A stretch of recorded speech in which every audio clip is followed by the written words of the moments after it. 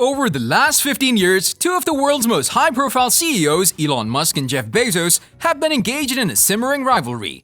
The two execs have sparred over their respective space ambitions. Musk runs SpaceX, while Bezos owns Blue Origin. But it hasn't stopped there. Musk has called Bezos a copycat over Amazon's satellite plans and criticized the company's business practices.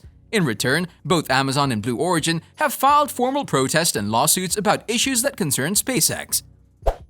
In this video, we're gonna discuss Elon Musk versus Jeff Bezos Billionaires Battle. The video is gonna be amazing, so make sure you stay till the end. Musk and Bezos are two of the most powerful executives in the world. Bezos is currently the wealthiest living person and just stepped down from running Amazon's sprawling empire at the same time. He's becoming more involved than ever in Blue Origin, even recently taking a ride on one of his own rockets. For his part, Musk is a dual CEO manning the ship at both Tesla and SpaceX. Over the years, their not-so-subtle rivalry has even given way to Twitter spats and name-calling, and things only seem to be escalating. Elon Musk fired his latest shot across the bow at Jeff Bezos on Wednesday as the two billionaire founders' companies spar in front of federal regulators over satellite internet. After Amazon asked the Federal Communications Commission to dismiss SpaceX's latest amendment to its Starlink satellite network, Musk emphasized his company's response that Bezos is exceptionally litigious.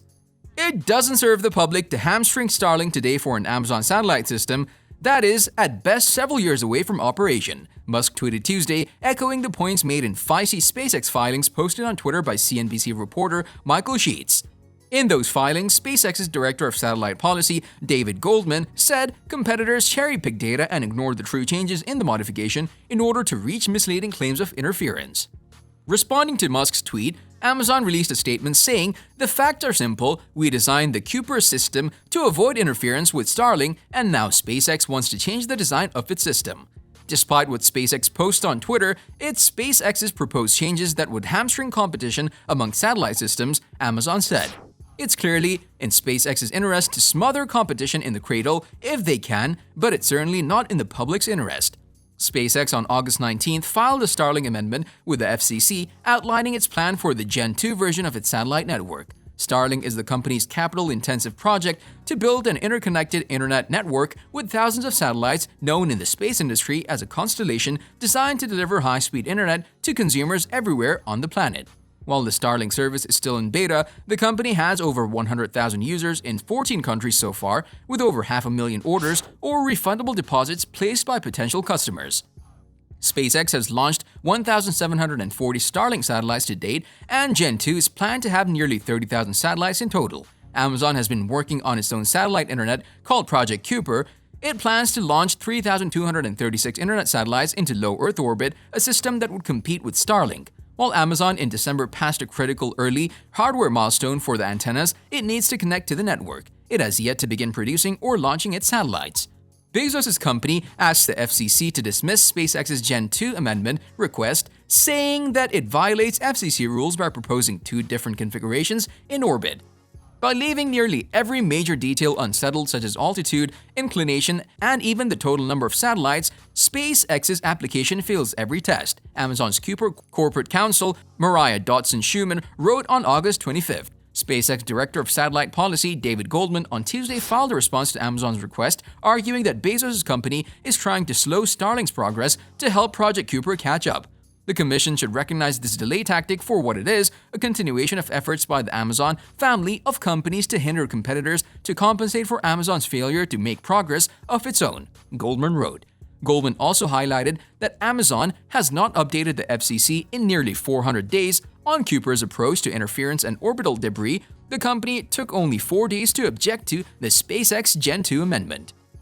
While Amazon has waited 15 months to explain how its system works, it has lodged objections to SpaceX on average of about every 16 days this year, Goldman added. Musk has publicly criticized Bezos' companies multiple times in the past year, previously accusing Amazon of trying to hamstring Starlink and saying space company Blue Origin should consider spending some money on actual lunar lander hardware, instead of suing NASA and hiring consultants. Since its first Starlink launch in 2019, SpaceX has lofted over 1,000 satellites to orbit of the roughly 12,000 needed for continuous global coverage. That deployment pace has been supercharged by Musk's breakneck push to offer commercial service and start generating revenue to fund SpaceX's Mars rocket, Starship. In 2018, when development was moving too slow for Musk's style, he grew angry and fired 7 Starlink managers, including the program's top designer and SpaceX's VP of satellites. Those 2 managers now lead Amazon's Kuiper project. Last year, SpaceX began an invite-only beta program that now has thousands of users across the US, Canada, and the United Kingdom. Its initial price is pegged at $99 a month plus $499 for a setup kit that includes a pizza-sized dish. Amazon's constellation promises a network of 3,236 low Earth orbiting satellites. The online retail giant last month revealed the design for a phased array antenna that can provide maximum throughput of up to 400 megabits per second. But it has been largely quiet on its deployment timeline or which rocket it'll use to put the satellites in orbit. Nonetheless, Amazon is one of a handful of organizations to push back on SpaceX's rapid Starlink deployment campaign for months. Satellite broadband firm Viasat joined Amazon last year in asking the FCC to deny SpaceX's application to move nearly 3,000 Starlink satellites to a lower orbit, saying the Starlink system poses an unreasonable threat to the continued use of the shared orbital environment. The company escalated its request in December, calling on the FCC to conduct an environmental assessment of Starlink.